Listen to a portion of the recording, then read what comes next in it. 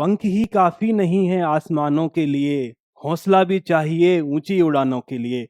नमस्कार विद्यार्थियों, मैं पुष्पेंद्र आकोदिया स्वागत करता हूं आप सभी का एएसएल परिवार के इस ऑनलाइन लर्निंग प्लेटफॉर्म पे। और नए हौसले के साथ आज हम स्टार्ट करते हैं हमारी क्लास 10th के चैप्टर 1 का सेकंड पार्ट। तो विद्यार्थियों, कल की क्लास में हम लोगों ने जो पढ़ा था वो बेसिकली आपने यूक्लिड विभाजन प्रमेयिका को पढ़ा था, जो ये बोलती है कि दो धनात्मक पूर्णांक a तथा b के लिए आपको दो ऐसे अद्वितीय पूर्णांक q तथा r प्राप्त होंगे जहां पर जो आपका r है उसका मान सदैव b से छोटा होगा। कुछ इस रूप में हमने इसको पढ़ा था कि अगर आपका एक धनात्मक पूर्णांक जो है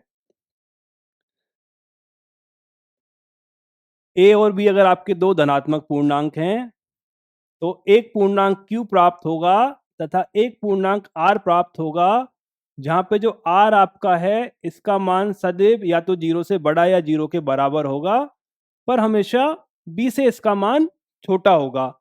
कुछ इसके अनुप्रयोग हमने देखे थे, जैसे कि कोई भी विषम संख्या जो है वो 4k+1 या 4k+3 के शक्ल की ही होती है। कुछ और अनुप्रयोग थे, जैसे अगर आप वर्ग निकालोगे तो 3m या 3m+1 की शक्ल की होती है। क्यूब का भी था आपका, वो हमेशा 9m या 9m+1 या 9m+8 की शक्ल का ही होता है। इसी कड़ी में हम इसको आगे बढ़ाते हैं और आपका जो यूक्लिड विभाजन प्रमेय का जो था उसका दूसरा अनुप्रयोग हम देखते हैं। तो एक बहुत ही अच्छा अनुप्रयोग है इसका, यूक्लिड विभाजन एल्गोरिदम के नाम से। तो एक तो आपके पास एक नया शब्द आया है एल्गोरिदम। तो सबसे पहले हम इसको समझते हैं कि आखिर एल्गोरिदम होता क्या है। देखिए, एल्गोरिदम क्या है? एक प्रोसेस को ऑटोमेटिक करना है। मतलब एक ऐसा प्रोसेस हमने डिफाइन कर दिया, कोई भी प्रॉब्लम आएगी उस प्रोसेस को हम रन करेंगे और उस प्रॉब्लम का सॉल्यूशन हमको मिल जाएगा।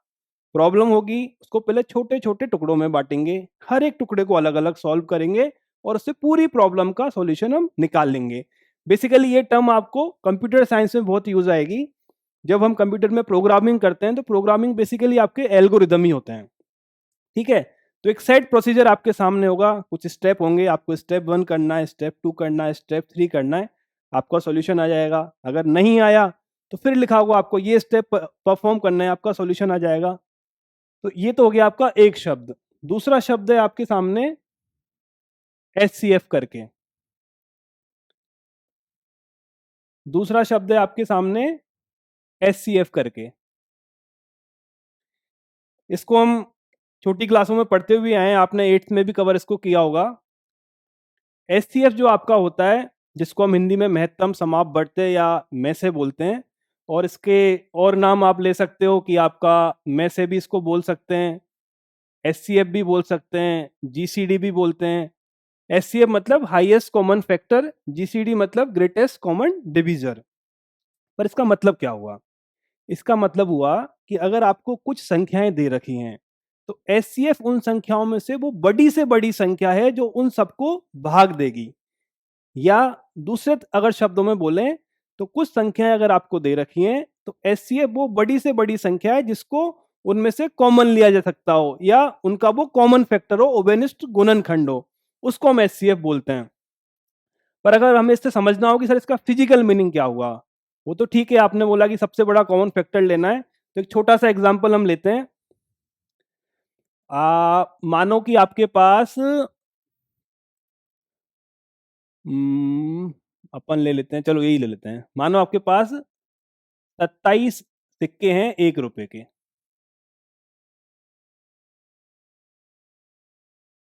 ठीक है, और आपके पास हैं 36 सिक्के हैं 2 रुपए के। अब इन सिक्कों से आपको एक खेल खेलना है। एक तरफ, या आप मानो दो साथी हो, एक के पास 27 सिक्के हैं 1 रुपए के, एक के पास 36 सिक्के हैं 2 रुपए के। आपको क्या करना है? उन सिक्कों को एक दूसरे के ऊपर जमाना है। पहला रखा, फिर दूसरा रखा, फिर तीसरा रखा। शर्त क्या है कि जो ऐसे जमाने पे जो आपकी ये बिल्डिंग बनेंगी, जो कॉलम आपके बनेंगे, उस कॉलम में सिक्कों की संख्या अधिकतम होनी चाहिए, प्लस जितने सिक्के 1 रुपए वाले कॉलम में हैं, उतने ही सिक्के मेरे 2 रुपए वाले कॉलम में होने चाहिए। शर्त समझ में आ गई? क्या है? जो आप कॉलम बनाओगे, उस कॉलम की जो लंबाई है, वो अधिकतम होनी चाहिए, मतलब ज़्यादा से ज़्यादा सिक्के उसके अंदर आने चाहिए। और 1 रुपए के जो कॉलम बनेंगे, 2 रुपए के जो कॉलम बनेंगे, दोनों में सिक्कों की संख्या समान होनी चाहिए। ये काम हमको करना है। तो देखो, एक तो जो 27 है, 27 जो है, इसका मतलब क्या हुआ? 27 होता है आपका 3 को फिर 3 से गुणा किया और 3 से गुणा किया, तो आपको 27 मिल गया। करेक्ट है? तो 27 में जिन जिन चीजों का भाग जा सकता है, वो एक तो 1 का जा सकता है, एक 3 का चला जाएगा, एक 9 का चला जाएगा और एक खुद 27 का जाएगा। करेक्ट है? बराबर संख्याओं में हम इतने टुकड़े इसके कर सकते हैं। तो सबसे पहले हम क्या काम करें कि सिर्फ एक एक सिक्के को जमा दें। ऐसे क्या जमाया हमने? सिर्फ एक के ऊपर एक सिक्का जमाया। एक के ऊपर एक मतलब एक एक करके उनको अलग अलग रख दिया, तो आपके पास 27 स्तंभ बन जाएंगे। जब आप इधर जमाने जाओगे तो क्या होगा? आपने सिंगल सिंगल सिक्के रख दिए, एक एक अलग अलग करके, तो आपके पास ऐसे 36 स्तंभ बनेंगे। यहां वाले केस में आपके पास जो बनेगा वो 27 स्तंभ बन जाएंगे। पर इससे तो हमारी शर्त पूरी नहीं होती है। हमें तो क्या बोला गया था कि स्तंभ में सिक्कों की संख्या सबसे ज्यादा होनी चाहिए। तो चलो बढ़ा के देखते हैं। अब एक के बाद मैं 3 3 कर देता हूं। अगर मैंने मानो 3 3 सिक्के रखे, एक उसके ऊपर दूसरा, उसके ऊपर तीसरा, ऐसे करके रहूंगा तो 9 तिया 27, आपके ऐसे टोटल जो स्तंभ बनेंगे वो 9 बनेंगे। ठीक है? 3 3 अपन ने रख दिए हैं, 9 बनेंगे। इधर भी ऐसे ही करता हूं मैं। अपने साथ दिक्कत क्या थी कि जितने सिक्के इधर रखे हुए हैं, उतने ही सिक्के अपने को उधर रखने पड़ेंगे। यहां भी चलो 3 3 कर देते हैं। एक रखा, दूसरा रखा, तीसरा रखा, तो आपका होता है 12 तिया 36।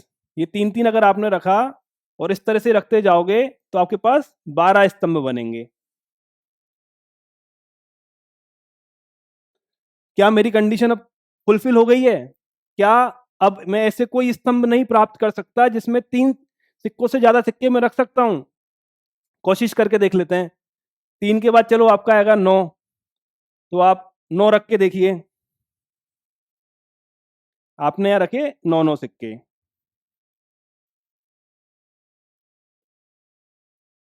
9, अगर आप 9 9 करके रखोगे तो ऐसा एक बनेगा, दो बनेगा, 3 जोड़े ऐसे बनेंगे। कितने बनेंगे? 3। अगर यहां पे भी मैं 9 9 करके रखूंगा ऐसे ही, तो क्या मिलेगा मुझे? 1 2 3 4 5 9, 9 मैंने रख दिए, तो 9 चौकू 36, ऐसे मेरे को 4 स्तंभ मिलेंगे। कितने? 4। और इसमें कितने सिक्के हैं? ये हैं मेरे 9 सिक्के। इधर भी कितने हैं मेरे? ये हैं 9 सिक्के, यहां से लेके यहां तक के। अब क्या मेरी कंडीशन सेटिस्फाई होती है? क्या मैं ऐसा कोई स्तंभ अभी भी बना सकता हूं जिसमें इससे ज्यादा सिक्के आ जाएं? पर शर्त यही है कि 1 रुपए के सिक्के जो हैं और 2 रुपए के सिक्के जो हैं, उन दोनों में सिक्कों की संख्या समान होनी चाहिए। अब अगर मैं इससे ऊपर बढ़ाऊंगा तो मेरे पास सिर्फ एक ही ऑप्शन है। वो ऑप्शन क्या है? 27 का। अगर मैं एक साथ 27 सिक्के यूं रख देता हूं, अगर मैं एक साथ 27 सिक्के यूं रख देता हूं, तो इधर मैं ऐसा नहीं कर पाऊंगा कि मैं 27 सिक्के एक साथ रख दूं, तो अगले वाले कॉलम में रखने के लिए मेरे पास सिर्फ और सिर्फ 36 में 9 सिक्के बचेंगे। क्या हुआ? अगर मैं इससे ऊपर जाता हूं, 9 सिक्के से ऊपर अगर मैं सिक्का रखना चाहता हूं, तो मुझे एक बार में 27 सिक्के रखने पड़ेंगे। चलो एक में तो मैंने 27 सिक्के रख दिए, पर जब 2 रुपए के मैं 27 सिक्के रखने लगा, तो एक बार तो मैं 27 रख पाया, पर दूसरी बार फिर मेरे पास केवल 9 सिक्के ही बचे हैं रखने के लिए। जो मेरे तीनों स्तंभ बने हैं, उन तीनों में सिक्कों की संख्या समान नहीं है। तो ये जो कंडीशन है मेरी, ये वाली,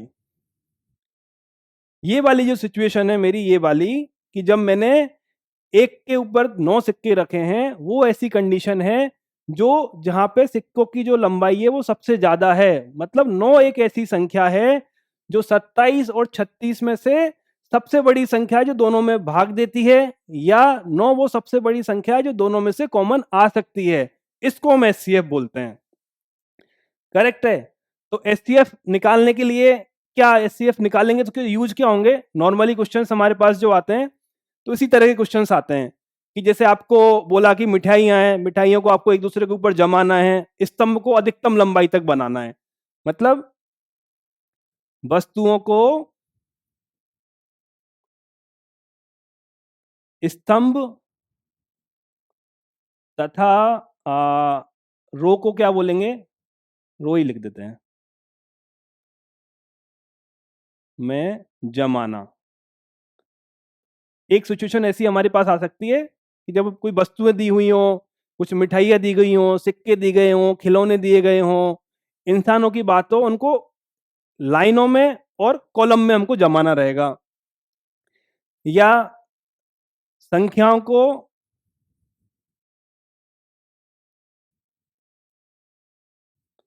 छोटी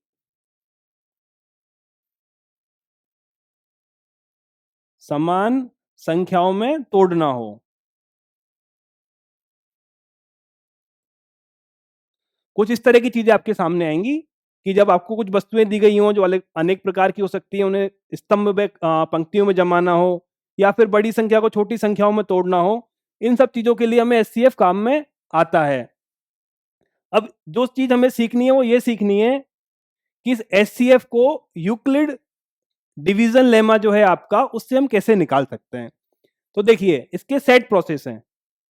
जो स्टेप है वो सेट है, हर बार आपको ऐसे ही स्टेप को फॉलो करना है। अगर आप उन स्टेप को प्रॉपरली फॉलो करोगे आपका आंसर आ जाएगा, अदरवाइज सिर्फ कैलकुलेशन मिस्टेक हो सकती है, बाकी इसमें कुछ नहीं है।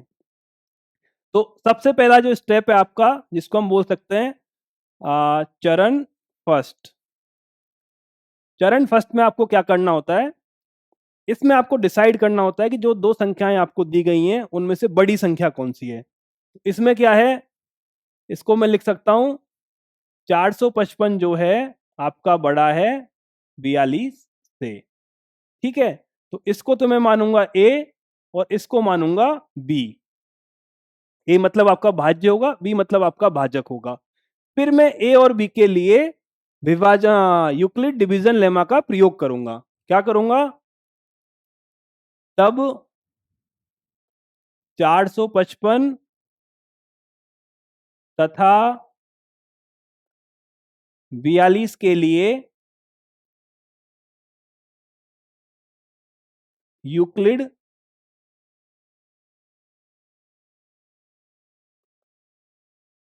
विभाजन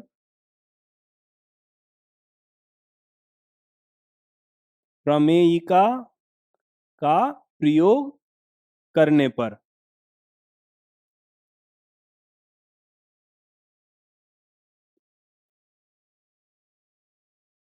ठीक है, दो संख्याएं थी, दोनों में हमने डिसाइड कर लिया कि कौन सी संख्या बड़ी है कौन सी संख्या छोटी है। जो संख्या बड़ी है उसको आपको भाज्य मानना है, और जो संख्या छोटी है उसको भाजक मानना है। जो आपका बड़ी संख्या ए का काम करेगी, छोटी संख्या बी का काम करेगी। उसके बाद क्या होगा, ये डिसाइड करने के बाद आपको उस पर यूक्लिड डिवीजन लेमा का प्रयोग करना है। तो क्या निकलेगा आपका? आपको निकलेगा 455 को हमें 42 के रूप में लिखना है और Q तथा R का पता लगाना है। Q तथा R का पता लगाना है, तो वो लगाने के लिए आप सिंपल आपका डिवीजन का पार्ट है कि जब 455 में मैं 42 से भाग दूंगा तो आपका एक बार गया, ये 42 आया, ये 3 आया, ये 5 आया, ये नहीं गया। शेषफल आपका 35 हो गया, भागफल आपका 10 हो गया। तो Q आ जाएगा आपका 10 और ये आ जाएगा आपका 35। कुछ नहीं है, जो कल हमने पढ़ा था उसी को इम्प्लाई कर रहे हैं हम। एक 455 को 42 गुणा 10 और 35 हम लिख सकते हैं, सिंपल आपका भाग देना है। ठीक है, अब देखिए, देखना हमको ये है कि क्या जो मेरा शेषफल है वो जीरो आया या नहीं आया। अगर आपका शेषफल जीरो आ गया, आपको वहीं रुक जाना है, और आपको HCF मिल जाएगा। पर अगर आपका शेषफल 0 नहीं आया तो सेम स्टेप को आपको एक बार और करना है। आप देखिए आपका चरण नंबर 2, इसको हम क्यों अप्लाई करेंगे?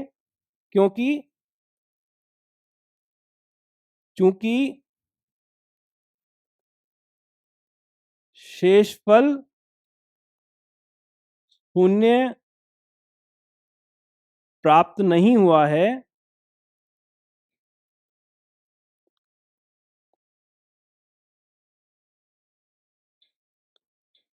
अतः यूक्लिड डिवीजन लेमा, आप इसको लिख लीजिएगा, यूक्लिड विभाजन प्रमेय का लिख देते हैं। चलिए, यूक्लिड विभाजन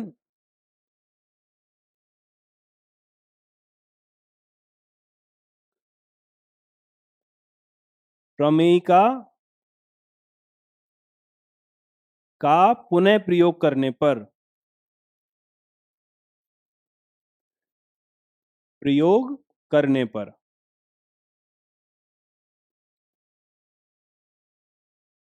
यही आपका पार्ट है। दो संख्या को लेना, बड़ी छोटी डिसाइड करना, और करने के बाद अगर शेषफल 0 नहीं आएगा तो हमें यूक्लिड डिवीजन लेमा को वापस प्रयोग में लेना है।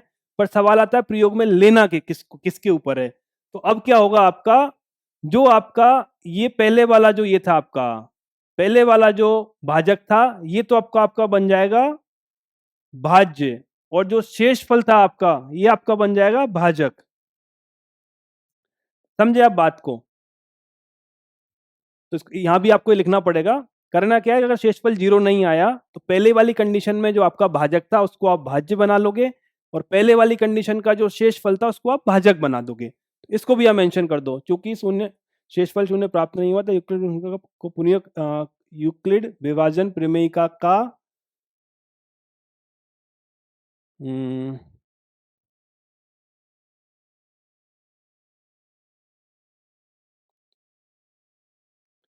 42 तथा 35 पर पुनः प्रयोग करने पर, ठीक है। 42 को मैंने माना है आपका भाज्य और 35 को माना है भाजक।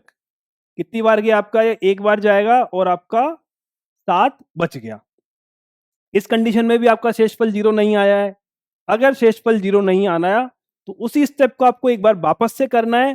पर अब क्या होगा, अब आपका ये होगा कि जो ये वाला जो आपका भाजक था ये आपका भाज्य बन जाएगा, और जो आपका शेषफल था वो आपका भाजक बन जाएगा। ठीक है, इसको आप लिख लो। चरण थर्ड, वो सेम आपको लिखना है, चूंकि शेषफल शून्य प्राप्त नहीं हुआ है, अतः अब 35 और 7 के लिए यूक्लिड विभाजन प्रमेयिका का पुनः प्रयोग करने पर। अब देखिए, अगर मैं इसको 7 से भाग देता हूं तो ये भाग मेरा पूरा पूरा चला जाएगा और शेषफल मेरा 0 आ जाएगा। समझे मेरी बात? थर्ड स्टेप पे जाके मेरा शेषफल 0 आ गया है। जहां आपका शेषफल 0 आ गया वहां आपको HCF मिल जाएगा। अगर आपका शेषफल 0 है तो आपका जो ये भाजक है यही आपका HCF है। ये जो आपका भाजक है यही आपका HCF होगा। समझे मेरी बात? तो ये आपका यूक्लिड विभाजन एल्गोरिदम है, वो किस तरह से काम करेगा। सेट आपके स्टेप हैं। स्टेप नंबर 1 में दोनों संख्याओं को लेना है, जो संख्या बड़ी है उसको भाज्य मानो, छोटी को भाजक मानो, और एक बार इसको अप्लाई कर दो।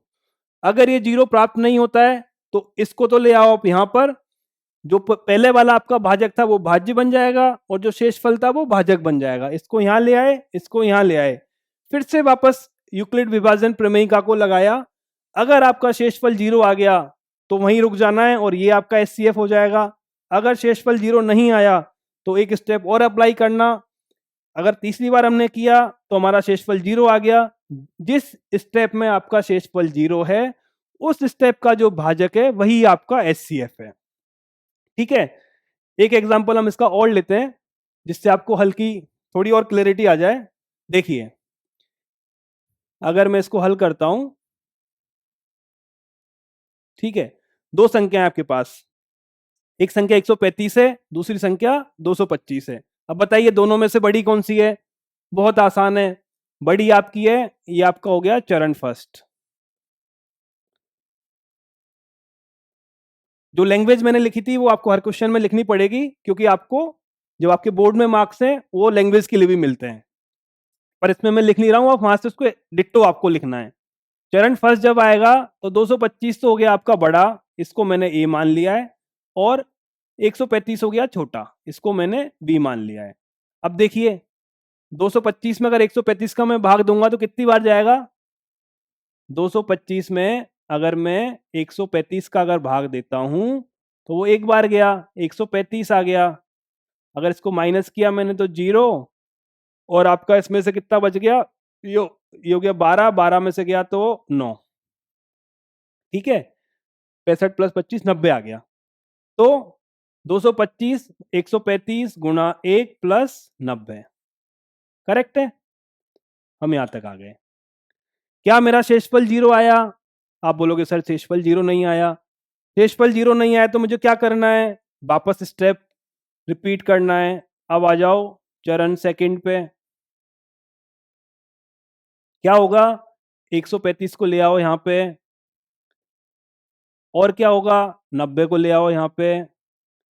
कितनी बार भाग जाएगा? एक बार भाग जाएगा। 135 में से 90 माइनस किए तो 10 और 35 45 आपको मिलेगा। क्या मेरा शेषफल 0 आया है? आप बोलोगे सर शेषफल 0 नहीं है। अगर ये मेरा 0 नहीं है तो क्या होगा? मुझे स्टेप वापस से फॉलो करना पड़ेगा। थर्ड स्टेप पे जाओ।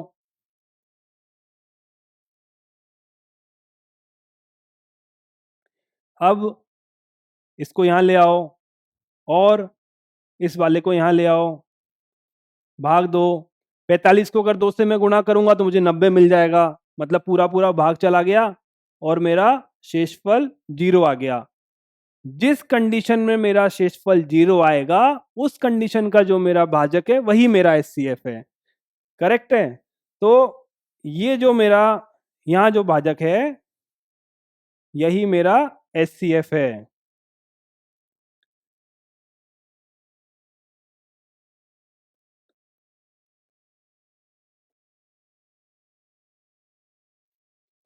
ठीक है, तो ये इसका प्रयोग है। इसमें आपको सेट स्टेप हैं, उन्हीं को बार बार रिवाइज करना है। अगर अपन कैलकुलेशन मिस्टेक नहीं करते हैं तो 100% आपका क्वेश्चन सॉल्व हो जाएगा। मैं मानता हूं इसमें कोई अब आपके पास कोई डाउट नहीं होगा। सिर्फ इतना सा काम करना है कि जो पहली कंडीशन का आपका भाजक था उसको भाज्य बना देना, पहली कंडीशन का जो शेषफल है उसको भाजक बना देना, और प्रोसेस को आप आगे करते हुए जाना। अब ये देखिए, ये कुछ एचसीएफ की इंप्लीकेशन है। क्वेश्चन पढ़ते हैं क्या बोलता है। क्वेश्चन बोलता है कि एक मिठाई विक्रेता के पास 420 काजू की बर्फियां और 130 बादाम की बर्फियां हैं। वह इनकी ऐसी ढेरियां बनाना चाहता है कि प्रत्येक ढेरी में बर्फियों की संख्या समान रहे। प्रत्येक ढेरी में आपका बर्फियों की संख्या समान रहे, बर्फियों की संख्या समान रहे, एक तो ये काम का चीज है। तथा ये ढेरियां बर्फी की परात में न्यूनतम स्थान घेरें। न्यूनतम स्थान घेरें, इस काम के लिए प्रत्येक डेयरी में कितनी बर्फियां रखी जा सकती हैं। ठीक है, क्वेश्चन क्या बोल रहा है आपका कि एक आपका मिठाई बेचने वाला है, हलवाई है अपना, जिसके पास 420 तो काजू की बर्फियां हैं और 130 बादाम की बर्फियां हैं। इनको उसको एक दूसरे के ऊपर जमाना है, और हर जो आपका जो कॉलम बनेगा, मिठाइयों की जो ढेरियां बनेंगी, उसमें बर्फियों की संख्या समान होनी चाहिए। ढेरियां बर्फी की परात में न्यूनतम स्थान घेरें। जब मानो ये आपकी परात है, ठीक है, ये आपकी परात है, और इस परात के ऊपर आपको ऐसे ऐसे ढेरियां जमानी है। न्यूनतम स्थान कब घेरेगी? अगर ये आपकी परात है, ये न्यूनतम स्थान कब घेरेगी? जब आप ऊपर की तरफ अधिक से अधिक बर्फियां रख दोगे। करेक्ट है। मानो ये आपकी परात है और इस पे अगर आपको न्यूनतम स्थान है, तो आप ऊपर की तरफ जब ज्यादा से ज्यादा बर्फियां रख दोगे तो इस परात में कम से कम स्थान घेरा जाएगा। मतलब क्या बोल रहा है कि इन बर्फियों की जो ढेरियां हमको बनानी है, उन ढेरियों में बर्फियों की संख्या अधिकतम होनी चाहिए, जब आपका परात का स्थान न्यूनतम आपके पास आ जाएगा।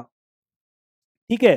तो कुछ कुछ क्वेश्चन आपको लग रहा होगा। अब दो संख्याएं हमको दी हुई हैं। दो संख्या क्या है? एक तो 142, दूसरी संख्या क्या है? 132। इन संख्याओं को अपने को टुकड़े में बांटना है। ठीक है। इनको हमको ढेरिया बनानी है, एक दूसरे के ऊपर जमाना है इन बर्फियों को। और हर जो आपका कॉलम जो होगा, हर जो स्तंभ जो होगा, उसमें बर्फियां आपकी अधिकतम आनी चाहिए। क्या हुआ?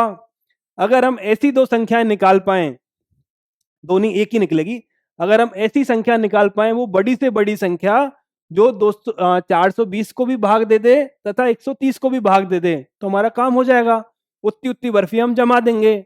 और वो बड़ी से बड़ी संख्या क्या होगी? जो 420 को भी भाग देती और 130 को भी भाग देती होगी, वो होगी इन दोनों का एचसीएफ। करेक्ट है। तो करना क्या है हमको कि 420 और 130 का हमको एचसीएफ निकालना है। जब आप एचसीएफ निकाल दोगे तो हमको पता लग जाएगा कि एक डेयरी में कितनी बर्फी हमको जमानी है, प्रत्येक डेयरी में कितनी बर्फी हमको जमानी है। इसमें से बड़ी संख्या कौन सी है? बड़ी संख्या आपकी 420 है। आपकी छोटी संख्या कौन सी है? छोटी संख्या आपकी 130 है। ठीक है। ए मिल गया, बी मिल गया। स्टेप 1 में क्या करना है? ये आपका हो गया चरण फर्स्ट। चरण फर्स्ट में क्या करना है? बड़ी संख्या को ए मानो, छोटी संख्या को बी मानो और यूक्लिड डिवीजन लेमा आप लगा दो। 420 में जब मैं 130 का भाग दूंगा तो मुझे क्या मिलेगा? 130 मैंने 3 बार किया तो 0 9 3 आपको मिला 30, गुणा के 3 और ये मिला आपका 120 और ये 40, 139, ये मिला आपको 30। ठीक है। क्या मेरा शेषफल 0 आया है? शेषफल 0 नहीं है, तो मैं स्टेप नंबर 2 पर जाऊंगा। स्टेप नंबर 2 में क्या करना है? ये मेरा यहाँ आ जाएगा, 130 ये आ गया, और जो मेरा शेषफल था वो मेरा भाजक बन जाएगा, ये यहाँ पर आ गया। 130 को अगर मैं 4 से गुणा करूंगा तो 120 आएगा, 4 से कर दो, और 120 को 130 में से घटाने पर 10 आ जाएगा। क्या मेरा शेषफल 0 आया है? आप बोलोगे सर शेषफल तो 0 नहीं है। तो एक बार और इस स्टेप को फॉलो करो।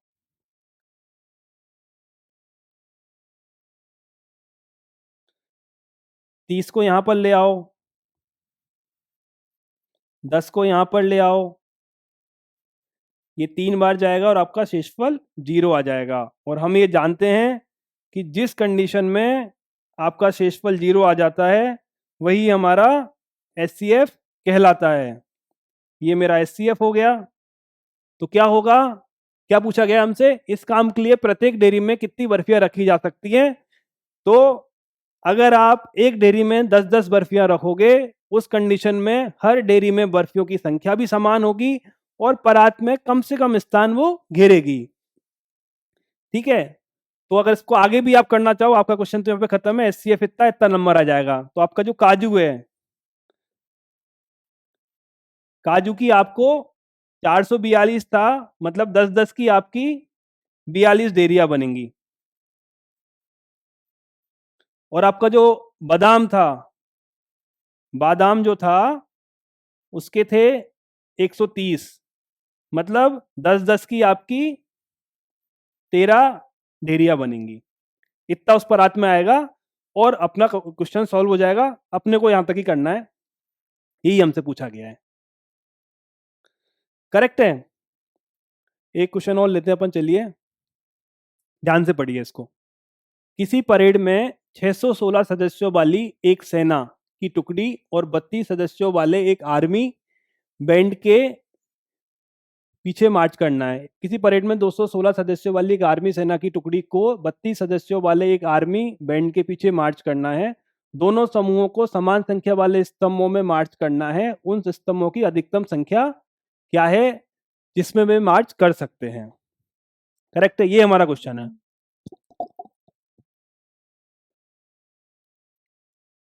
ये हमारा क्वेश्चन है। अब देखिए, आपने कभी 15 अगस्त या 26 जनवरी पे देखा होगा कि इस तरह से हमारा स्टेज बना होता है। इस तरह से हमारा स्टेज होता है। इसके ऊपर हमारे चीफ गेस्ट बैठे होते हैं। इसके सामने क्या होता है, जब आर्मी अपना परेड करती है तो कुछ ऐसे आपके ये बैंड वाले होते हैं पहले, और इन बैंड वालों के पीछे ये आपके दूसरे सैनिक होते हैं। ठीक है, इस सिचुएशन में कुछ हमारा 15 अगस्त और 26 जनवरी पे आपका जो आर्मी वाले हैं वो इस तरह से परफॉर्म करते हैं। आगे आपका बैंड रहेगा, वो नंबर कम रहेंगे, पीछे आपके सैनिक रहेंगे, वो नंबर ज्यादा रहते हैं। हमें क्या बोला गया है कि ये जो बैंड वाले हैं ये तो हैं 32। क्या बोला गया है कि ये जो बैंड वाले हैं ये तो हैं 32, और ये जो आर्मी पीछे सैनिक हैं ये हैं हमारे 616। अब हमें इनकी अधिकतम ऐसे स्तंभ बनाने हैं, मतलब ज्यादा से ज्यादा ऐसे स्तंभ बनाने हैं जिसमें कि इन सब में भी बैंड वालों की संख्या समान हो और इन सब में भी बैंड वालों की संख्या समान हो।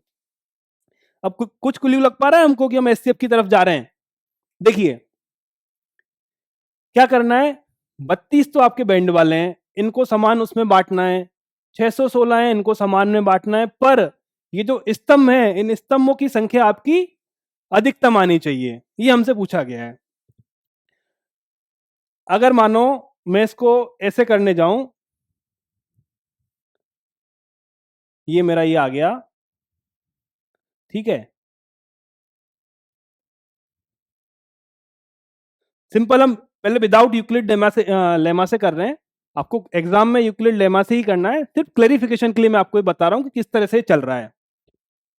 ये आपके बैंड वाले हैं 32, ठीक है। तो माना मैंने केवल पहली बार में यही कर दिया, 32 के 32 को एक ही लाइन में यूं खड़ा कर दिया, और इसके पीछे पूरे के पूरे आपके क्या कहते हैं जो सैनिक थे,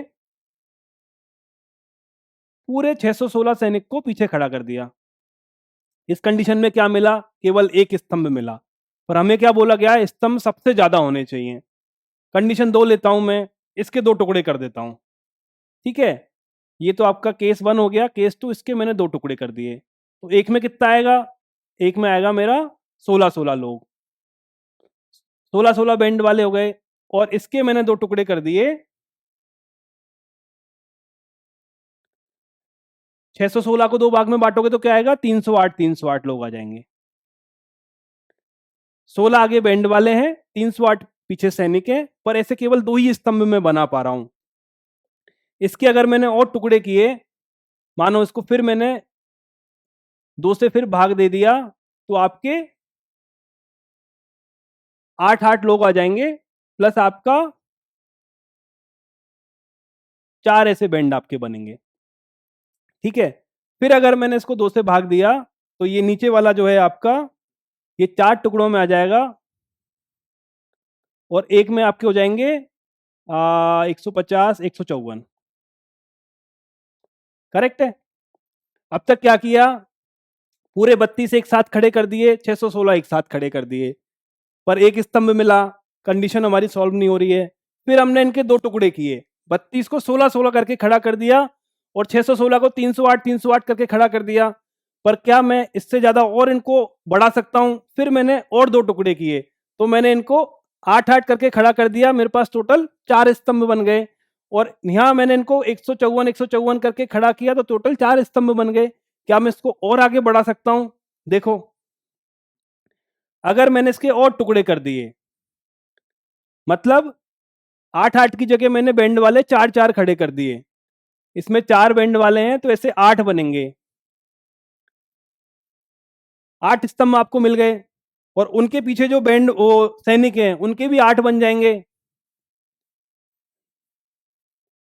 और ये कितने आ जाएंगे, एक में 154 में अगर आप 2 का भाग दोगे तो 75 दो 77। यहां तक मैं पहुंच गया।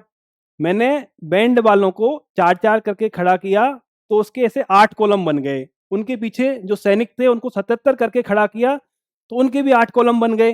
क्या मैं इसको इससे और आगे बढ़ा सकता हूं? क्या मैं इससे फर्दर टुकड़े करने की कंडीशन में हूं? अगर मैं इसके टुकड़े और करता हूं आगे, मानो इसको मैंने 2-2 करके 16 बना दिए, ऐसे 2 करके, पर मैं इसमें अब 2 का भाग नहीं दे पाऊंगा, इसको फर्दर और डिवाइड नहीं कर पाऊंगा। मतलब इस केस में जो मैं अधिकतम बैंड वालों के और सैनिकों के अधिकतम जो स्तंभ बना सकता हूं वो 8 स्तंभ बना सकता हूं, जब हर स्तंभ में बैंड वालों की संख्या भी समान हो और हर स्तंभ में मेरा सैनिकों की संख्या भी समान हो। ये आपका क्वेश्चन का फिजिकल मीनिंग है, ये हमसे वो पूछना चाह रहा है। बट हमको जो एग्जाम में करना है वो सिर्फ इतना सा बात है कि अगर आप ये पहचान पाते हो कि हमें क्या निकालना है, दो संख्याओं की वो बड़ी से बड़ी संख्या निकालनी है जिसमें कॉमन है, तो हम सिंपल एचसीएफ लगा सकते हैं, हमारा काम इसमें आसानी से हो जाएगा। क्या करना है आपको? देखो, आपको ये करना है, नंबर्स क्या आते हैं हमारे 616 और 32। जब हमें समझ में आ गया कि हमें एचसीएफ निकालना है तो 616 तो बड़ा है, इसको तो हमने भाज्य माना और 32 को भाजक मान लिया। करेक्ट है। 616 में 32 का भाग दो।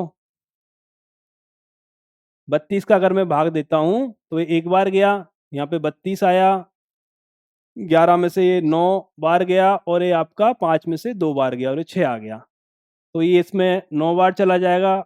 9 दूनी 18, यहाँ से 9 27 और एक 28, ये आपका आ गया 16 में से 8, आपका कॉमन आ गया। कॉमन नहीं मतलब आपका 8 यहाँ पे बच गया। तो मैं इसको ऐसे लिख सकता हूँ 32 गुणा 19 प्लस 8। करेक्ट है। यहाँ तक कोई दिक्कत? यहाँ तक कोई दिक्कत अपने को नहीं है। क्या मेरा शेषफल 0 आया? ये मेरा चरण फर्स्ट हो गया। क्या मुझे शेषफल 0 प्राप्त हुआ? सर बिल्कुल प्राप्त नहीं हुआ। अगर शेषफल मेरा 0 नहीं है तो मुझे सेम स्टेप को वापस रिपीट करना पड़ेगा। इसको मैं यहां ले आता हूं, ये मैंने 32 कर दिया। इसको मैं यहां ले आता हूं, इसको मैंने 8 किया। 8 चौकू 32 आपका पूरा पूरा चला जाएगा। शेषफल मेरा 0 आ गया। जिस कंडीशन में मेरा शेषफल 0 है,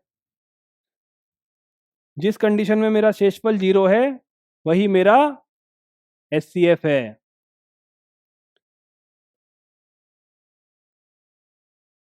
ठीक है। तो जब हम उनको बैंड वालों को और सैनिकों को 8 स्तंभों में बांट देंगे, उस कंडीशन में वो सबसे ज्यादा स्तंभ हमको मिलेंगे, प्लस उनमें बैंड वालों की और सैनिकों की संख्या बराबर होगी। ये क्वेश्चन देखिए, इसको आप एज ए होमवर्क मानिए, आप घर पे ट्राई कीजिएगा। सिंपल वही प्रोसेस आपको फॉलो करना है, और अगर आपसे नहीं होता है तो आप मुझे कमेंट करके बताना, मैं इसको नेक्स्ट क्लास में एक बार बता दूंगा। हाँ, अब हम इस पे आते हैं। अंक गणित की आधारभूत प्रमेय, फंडामेंटल थ्योरम ऑफ अर्थमेटिक। इसको करने से पहले हम ये समझते हैं, बड़े ही काम की और बड़ी इंटरेस्टिंग ये आपकी थ्योरम है, इससे बहुत कुछ हमको सीखने को मिलेगा। ये क्या बोलना चाह रही है, पहले हम इसको समझते हैं। देखो, कोई मैं एक संख्या लेता हूं, जैसे मानो मैंने 12 ले लिया। एक संख्या मैंने 12 ली, तो मैं क्या 12 को ऐसे लिख सकता हूं 2 गुणा 2 गुणा 3, मतलब 12 के मैंने अभाज्य गुणनखंड किए, जो हम इस तरह से करते आते हैं। 12 लिया, 12 में 2 का भाग दिया तो आपका 6 आएगा, फिर 2 का भाग दिया तो 3 आएगा, फिर 3 का भाग दिया 1 आएगा। तो मैं 12 को ऐसे 2 गुणा 2 गुणा 3 लिख सकता हूं। अब इसको लिखने के मेरे पास कितने तरीके हो सकते हैं? या तो मैं इसको ऐसे लिख सकता हूं, या मैं इसको ऐसे लिख सकता हूं, या फिर इसको ऐसे लिख सकता हूं, ऐसे लिख सकता हूं और ऐसे लिख सकता हूं। पर अगर मैं 12 के अभाज्य गुणन करने 12 के अगर मैं अभाज्य गुणनखंड करने जाऊंगा तो हर कंडीशन में मुझे 2 बार मिलेगा और 3 एक बार मिलेगा। मतलब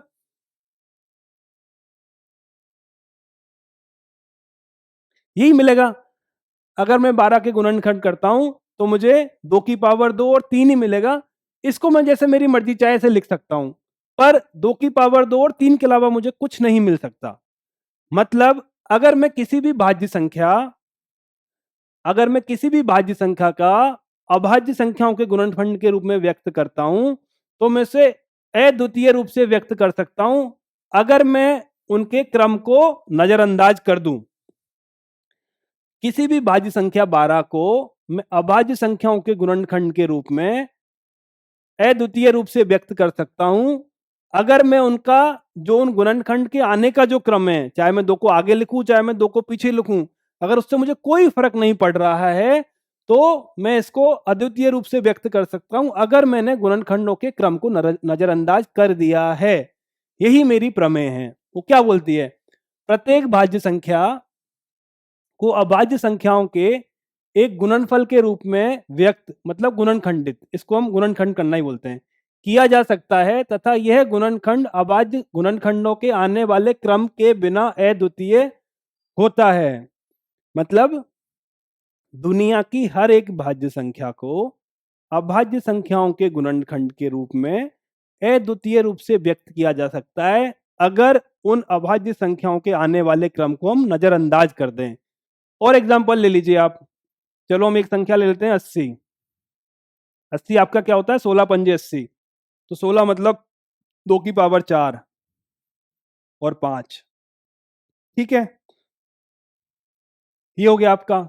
तो 80 का मतलब हो गया 2 की पावर 4 और गुणा 5। अब ये अगर मैं 80 को लिखूंगा तो मुझे ऐसे ही लिखना पड़ेगा।